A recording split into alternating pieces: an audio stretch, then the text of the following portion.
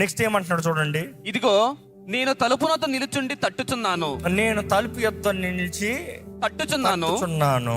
ఎవడైనా నా స్వరము విని. ఆగండి, మనం చూస్తున్నాము తలుపు దగ్గర నిలబడి తడుతున్నాడంట.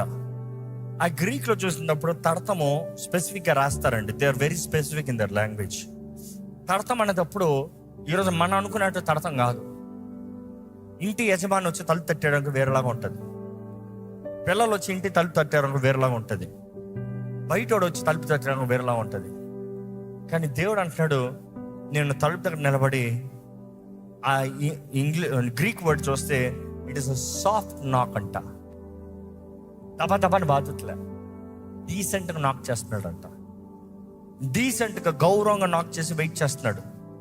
నాక్ చేసి వెయిట్ చేస్తాం మాత్రం కాదు, ఆయన పిలుస్తున్నాడు కూడా. ఎందుకంటే ఆయన అంటున్నాడు, నా స్వరము విని.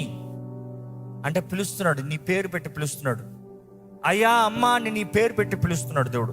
తలుపు తడుతున్నాడు, నిన్ను పిలుస్తున్నాడు. నువ్వు వస్తావేమో అని ఎదురు చూస్తున్నాడు బయట. తలుపు బాదుకుని వచ్చేయచ్చు, ఆయన తలుపులో నుండి దూరుకుని వచ్చే దేవుడు. తలుపు తీయాల్సిన అవసరం కూడా లేదు.